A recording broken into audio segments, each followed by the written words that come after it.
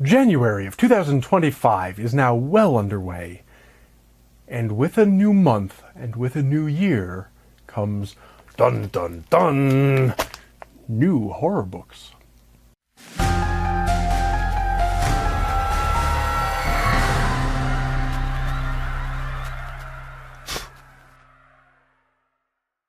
This is, in fact, my January of 2025 Nightworms package, which I'm going to open up while I do my prefatory material.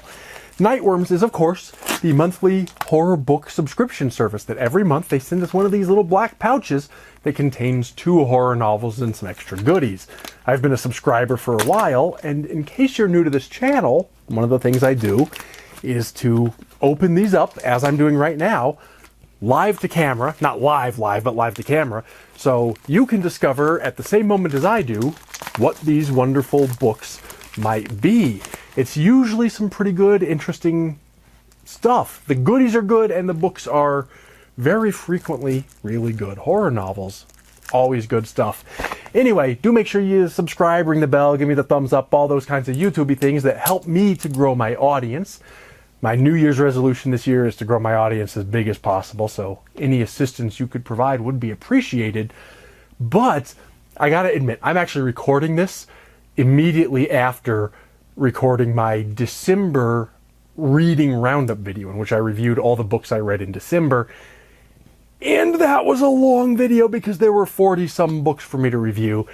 This one's gonna be faster. My voice is about to give out after so much talking, so let's get right to it. I'm going to tell you about the books. Hopefully there's some good stuff. And then I'm going to sneak off and give my voice a rest. The first book to come out is a hardcover. And it is entitled Feast While You Can. This is a novel by Michaela Clements and Anjuli Datta. Or Data. I'm not sure how to pronounce that name. But these are authors I'm unfamiliar with.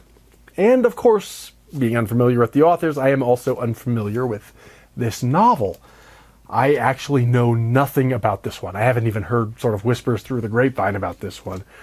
I do see there are a lot of blurbs or quotes of praise on the back from some people I don't know and some people I do know, so that bodes well. But let's just read the description here on the flap and see what we're actually in for. It says, "The monster's touch was cold like wet rock, soft like the sandstone her ancestors had used to build their homes. Chalky fingertips tucking her damp hair behind her ears, petting at her sore scalp as if it were sorry." Like generations of her family before her, Angelina Cicho was born and raised in Cadenza, an ugly remote town with little to its name. Nestled between 3 towering mountains, the clannish town is filled with tourists in the summer and dead the rest of the year, when most of its residents surrender to a sleepier existence. Except, that is, for whatever is lurking in the caves.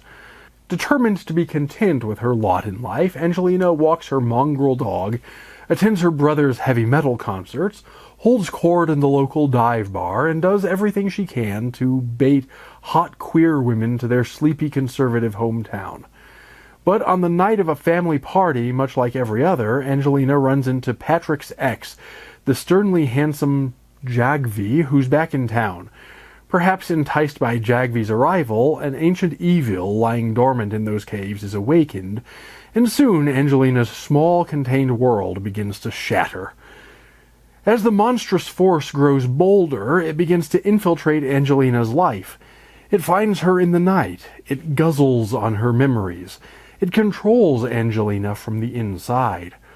Only Jagvi's touch repels it, the final trigger for a secret, passionate romance.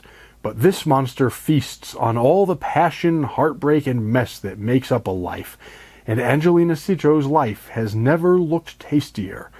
What will Angelina do to protect her future, and what will it cost her? So that sounds like an interesting one. There are some familiar elements there. We have this sort of small town with boring small town, and then there's a monster that comes in and shakes things up, kind of a thing. I don't know, like I said, I don't know anything about these authors or this book, but I will give it a try and report back once I have something more to say. It certainly sounds like an intriguing one. And the next one is a paperback, and it is entitled Beneath the Poet's House. This is by Krista Carmen. This is another one that sounds a little bit more familiar, like maybe I saw the cover somewhere, but I also don't know anything about this book or this author. The description here says, in the house where Edgar Allan Poe once fell in love, she's found inspiration and fear.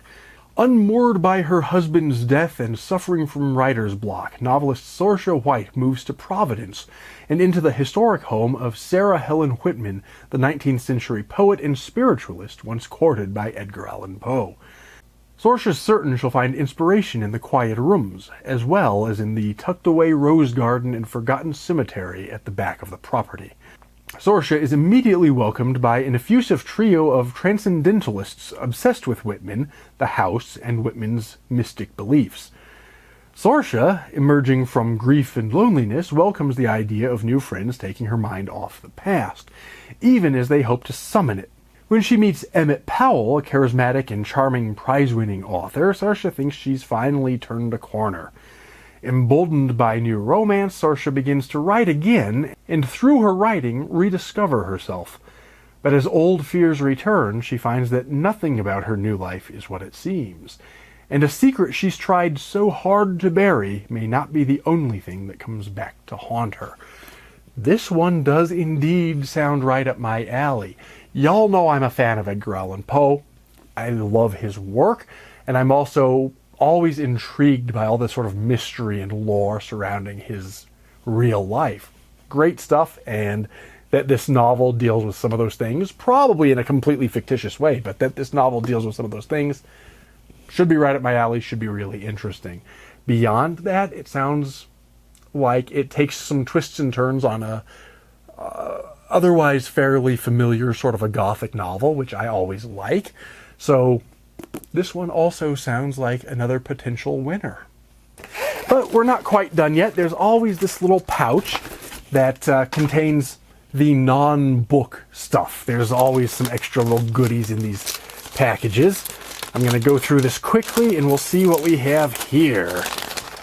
The first item to come out is our bookmark. The bookmark identifies this month's theme as Moody Midnights. So this is the January 2025 theme.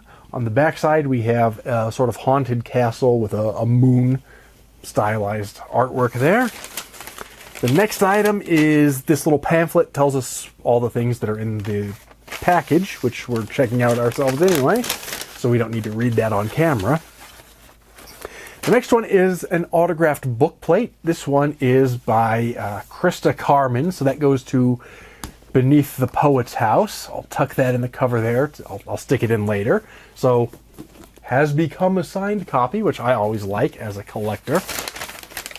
The next item is a sticker. There's always a sticker or two, so if you like stickers, these are good packages for you. This one has a sort of noir-looking artwork of a person, a woman in front of a haunted-looking house, and there seem to be witches on their broomsticks flying through the air. So there's the artwork there. The next item is the thick thing in there. Must be the beverage. There's always a coffee or a tea or a cocoa or something. This one is it's from Crooked Crows, which is a company that has put several of these in. This one is called Winter Brew. It seems to be exclusive for Nightworms, and it is very small print, but it says it's an organic blend of caffeine-free, too small for me to make out, tea, cinnamon, cloves, ginger, cardamom, stevia. Okay, so it's a tea. It's a caffeine-free tea, which kind of seems like it defeats the purpose to me, but I can appreciate it anyway as long as I am sufficiently caffeinated from my other beverages throughout the day.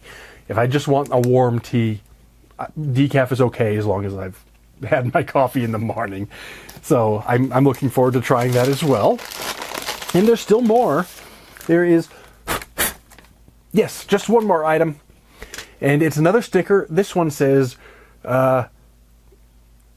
reading, I thought it just said reading sexy, which was sort of like a Frankenstein reading sexy kind of a thing. But there is an is on there. It's just in script, so it took me a second to recognize it. It says reading is sexy. We've got a rather attractive looking ghost with fishnets reading a book.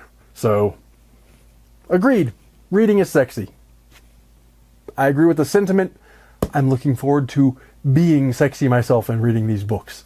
But as I said before, I'm exhausted. My throat's about to go, so I'm going to bring this video to a close, short though it may have been. But let me just remind you, of course, if you're interested in getting copies of either of these books for yourself, I'll put purchase links down in the What's It where you can get those and support me at the same time. Speaking of support, like, share, subscribe, ring the bell, leave a comment, all those things. But most importantly of all, go read some books, and of course, take care and stay scared.